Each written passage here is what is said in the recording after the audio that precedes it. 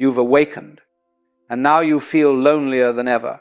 You look around, and you see everyone playing a game, a performance that you just can't bring yourself to act in anymore. People say that's the price of clarity, the cost of seeing through it all. Rubbish. That is only the first half of the story. Today we're talking about the second half.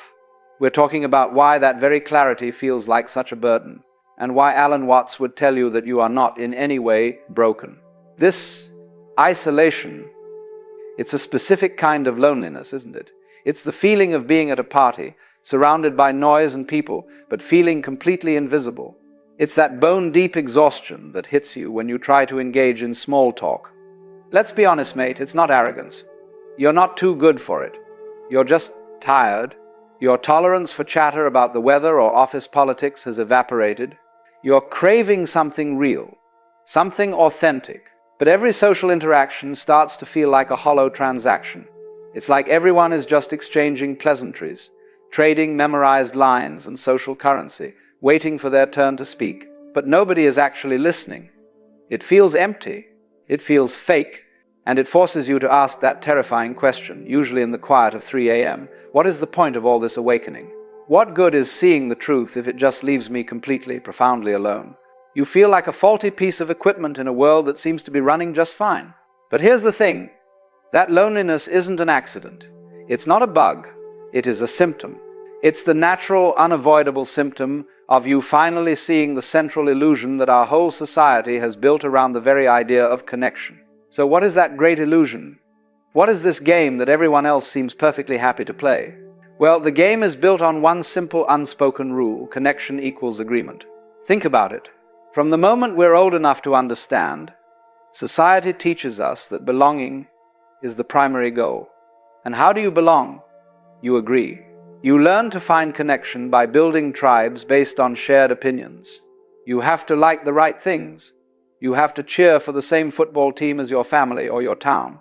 You have to watch the same bloody shows everyone is talking about at work, just so you can join the conversation on Monday. You have to hate the same politicians, or at least keep your mouth shut if you don't. We spend our lives finding little clubs based on shared tastes, shared beliefs, and most of all, shared judgments. But here is the no-bullshit truth, mate. That is not connection. That is compliance. It's a performance. We've all unconsciously signed an unspoken social contract, a quiet, collective bargain we make out of fear. That contract reads something like this: I will agree to believe in your performance, if you agree to believe in mine. I won't point out that your job, which you claim to love, is making you miserable. In return, you won't point out that my perfect relationship is a carefully curated image for social media. Deal. It is a truce of inauthenticity. Alan Watts talked about this all the time. He called it the persona, the social mask. We're not actually connecting as ourselves. We are sending our representatives, our masks, out into the world to negotiate with other masks. My cool, easygoing guy persona meets your successful, has-it-all-together persona. And they have a lovely, polite, hollow conversation. But the real you and the real me, we're nowhere to be found. We're trapped behind the facade, starving for a genuine exchange while our masks do all the talking. And this is where the trouble starts for you. Because awakening is simply this: you cannot unsee what you've seen.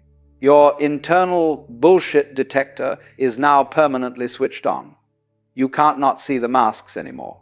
You see the performance. You hear the memorized lines. You see the game. And the hardest part? The part that causes all the pain? You can't pretend anymore. You can't force yourself to nod along at the party when you feel nothing. You can't force a laugh at a joke you find empty. You can't join the chorus of agreement just to fit in and feel safe. The ability to be fake has been burned right out of you. And when you stop acting, when you stop playing your assigned part in the social play, you break the contract. You suddenly become a mirror, and people hate having a mirror held up to them. Your quiet authenticity inadvertently exposes their performance, and it makes them incredibly uncomfortable. It's a threat to the game they need to believe in to feel secure. So, what happens? They pull away. They call you too intense, too serious, or a bit weird. And you, feeling misunderstood and exhausted, you pull away too. You retreat into your solitude of clarity because, frankly, it's less painful than the performance. You've refused your role in the play. You've walked off the stage. And that right there is exactly where Alan Watts steps in, because he would look at this entire situation and tell us that the premise that you are failing at connection is completely wrong. He has a liberating truth, a profound reframe that changes the entire meaning of what you're going through. He would look you square in the eye and he would say this: you are not struggling to connect. Just let that land for a second. You are struggling to tolerate inauthenticity. These are two completely, fundamentally different things. And this, right here, is the absolute core of it. This is the moment of catharsis, the great release. Because one of these statements implies that you are the failure. The other implies that your standards have, thankfully, become higher. Let's be perfectly clear about this, because this is the pivot on which your entire experience turns. That awakening, that moment of clarity, whatever you want to call it, it did not damage your ability to connect. Not at all. What it did was, it absolutely obliterated your ability to pretend. It's a furnace, and that furnace burned away the masks. It incinerated the persona we just talked about. It turned the social scripts, the polite nods, the fake laughs at the office party, the small talk about things you don't care about. It turned it all to ash. And now, you're left standing there, raw, authentic, and completely off script. And you're looking out at a world that is by and large still reading from that script. Of course you feel disconnected. You're trying to speak a language of authenticity in a world that is still communicating largely through performance. You are no longer in the play, and you're watching the actors wondering why you can't remember your lines. The truth is, you don't want to. So, that ache you feel, that profound sense of isolation, that isn't the pain of loneliness. Not really. It is the growing pain of authenticity. It's the ache of a part of you that has been suffocated and silent for decades, finally, demanding to breathe real air. It's the discomfort of taking off a heavy, restrictive suit of armor that you've been wearing your entire life. You're supposed to feel exposed. You're supposed to feel a bit cold. That isn't failure, mate. That is the first difficult and necessary stage of healing. This is why that feeling of solitude, that isolation, isn't what you think it is. You've been looking at your loneliness as if it's a prison, a penalty, a cosmic punishment for seeing too much. That's the wrong way to see it. Alan Watts would invite you to see it differently. It is not a prison. It is a filter. Think of it. It's a high-grade, biological, spiritual filter that has been automatically installed. Its only job is to stop the bullshit from getting in. It's the new, very strict bouncer at the velvet rope of your life. Its entire function is to reject the transactional relationships. It's there to turn away the compliance connections. It's there to stop the social masks at the door. And why is it doing this? To keep the space clear. It is protecting your newfound integrity. It is creating a necessary void, a sacred emptiness, to make room for something real to finally enter. This solitude isn't a sign that you are lost. It is a sign that you are waiting. You are no longer willing to fill the silence with just anything to avoid being alone. You are now, perhaps for the first time, waiting for quality. You're waiting for the rare things that can actually pass through that fine filter. This is the great paradox. You must be willing to be alone to ever find true connection. Because true connection can only happen between two authentic individuals, not between two performing masks. This realization, it changes the game. It reframes that lonely Saturday night from "I'm a failure" to "my filter is working." Have you had that moment yet, mate? That specific moment where you realized you would rather be completely alone than be fake for one more second? Share how your filter has been working in the comments below. I do read them. So this is the profound reframe. The loneliness isn't a curse. It's a filter. It's a sign of health, not sickness. But that leads to the big, practical, no bullshit question, doesn't it? If we're just supposed to sit here with our filter on, what now? We just wait? How do we use it? How do we actually find those other rare diamonds? The other people who have also stopped acting and walked off the stage. Right.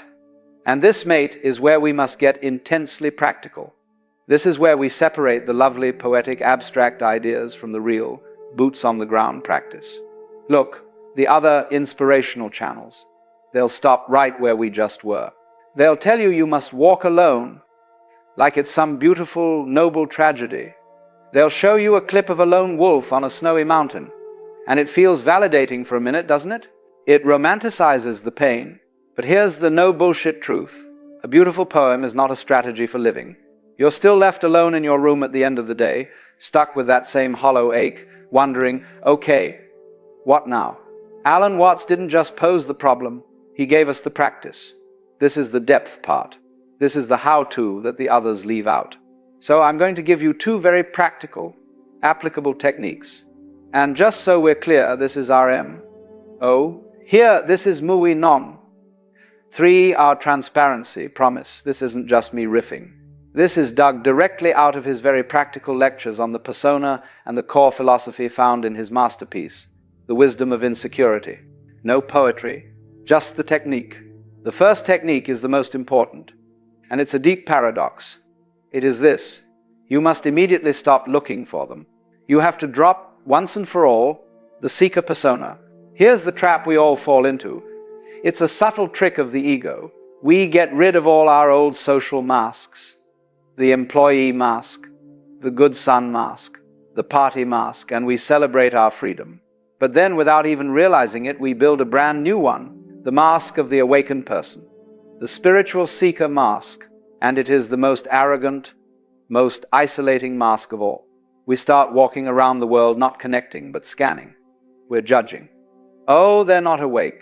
This person's energy is toxic. They're still asleep, stuck in the matrix. We've just created a new, exclusive velvet rope club in our heads, and we're the only ones in it. That mate is just the ego playing a new, more clever game. Alan Watts would tell us to stop trying. It's the de-escalation philosophy. You cannot try to find real connection, any more than you can try to be happy. Your only job is to stop searching and start being. Be 100% authentically you, right where you are. In the supermarket, at the petrol station, in the office meeting you despise. Your authenticity is a lighthouse. You don't take a lighthouse and go running around the coastline looking for other ships. That's absurd. You just stand, you anchor yourself, and you shine, you just are. The other ships, the ones that are also real, the ones tired of the fake harbor lights, they will see your beam. They are drawn to it. You don't have to do anything but be. That is technique 1. Stop searching, just be. Technique 2 is what you do when one of those ships does drift into your harbor. It's called practicing resonant attention. Our old, conditioned way of connecting is to trade data. We trade opinions, facts, and labels. Oh, you like Alan Watts? I like Alan Watts. You've read this book? I've read that book. We're still just in our heads. We're still performing. We're just trying to prove we belong in the same club. Watts taught that real, profound connection is almost always nonverbal.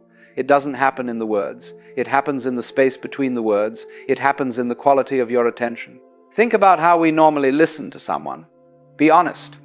Most of the time, we're not listening at all. We're reloading. We are sitting there, just waiting for them to take a breath, so we can jump in with our opinion or our related story. We are formulating our reply while they're still talking. Resonant attention is the opposite. It is the practice of listening with no agenda. You are not listening to fix them. You are not listening to judge them. You are not listening to impress them. You are not even listening to reply to them.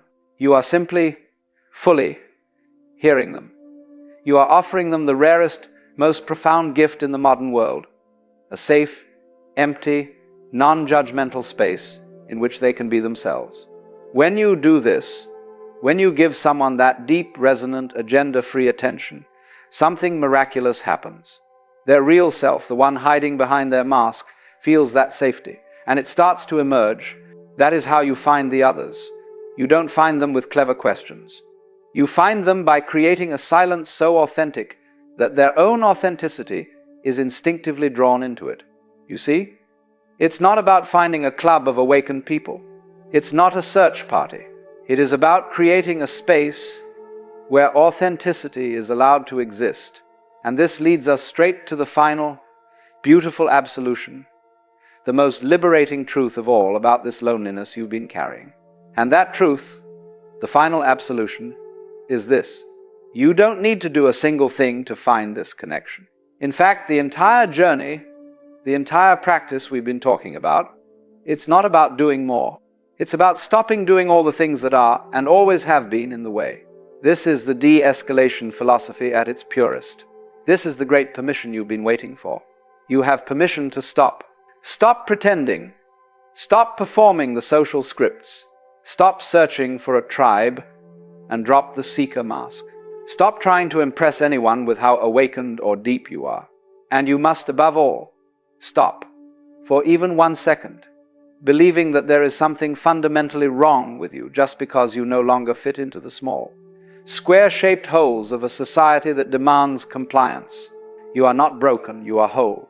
Because here is the final beautiful secret, mate. True connection. The real, profound stuff you're aching for. It is not an effort. It is not a strategy. It is not a goal you have to hunt down and achieve. It is a resonance.